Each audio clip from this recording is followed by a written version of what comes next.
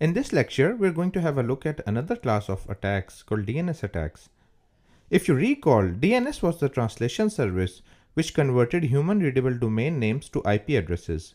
Now these attacks specifically target this particular service. We're going to start with DNS poisoning or spoofing. So normally, how DNS works is that, let's say this is your corporate network and you want to go to google.com. So you need the IP address of google.com, which you don't know. Now your local DNS server, which is part of your corporate network, it can request these DNS translations on behalf of all the systems within the corporate network. So the way this works is that it sends a DNS request to the DNS server asking for the IP of google.com. Now DNS servers have already this information. They have mapped this information in the tables. So they send you this IP address. So now your local DNS server caches the IP address of google.com, and you can start communicating with google.com. Now this local DNS server is interesting because it performs translation once, and then all the systems within your corporate network, they don't need to perform separate translations. Now this provides efficiency and reduces the load. Now this is how DNS is supposed to work.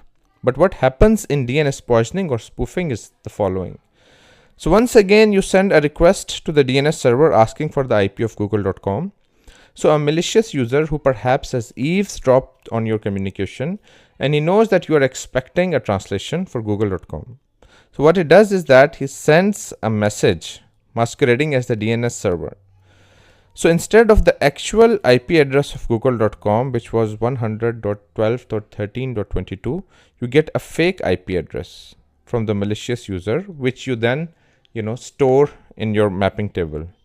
So now your local DNS server has stored an inaccurate mapping of google.com, and this is the basically IP address of the malicious domain. So now whenever any computer in your corporate network wants to go to google.com, they'll obviously be visiting the malicious website, which may have malware and all sorts of problems. So this is how DNS poisoning works. So basically the basic idea is that they poison your DNS table on your local DNS server by sending fake messages. So how do you prevent DNS poisoning or spoofing attacks? So the first step is that you should always ignore DNS responses that were never asked for. So until and unless you've recently sent a particular request, don't accept replies. The second tip is that you should always ignore DNS responses from suspicious DNS servers, which means that until and unless it is a DNS server which you trust, you shouldn't accept replies from there. A related concept is the use of DNSSEC, also called secure DNS. It basically leverages the main technique of using public key cryptography in order to authenticate the messages.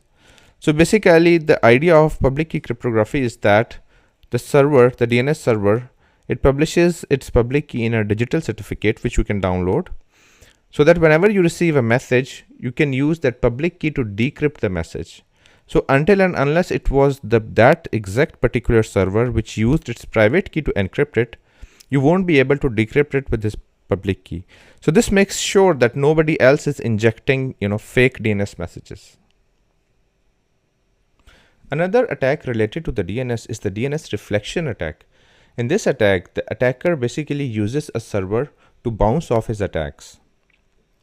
So the way it works is that an attacker sends a flood of DNS requests to a server using a spoofed IP address. So he says that I am this IP address, which is not his actual IP address, and he sends a flood of messages. Now when the server responds to those DNS requests, he's obviously going to send a lot of reply messages, but those reply messages wouldn't come to the attacker, since the server is going to use the spoofed IP address, and he'll imagine that this is the IP address which requested me, so all of the replies will go to the victim. This is how it works. So basically, using multiple systems, perhaps the attacker sends requests to the DNS server and pretends that he is your victim.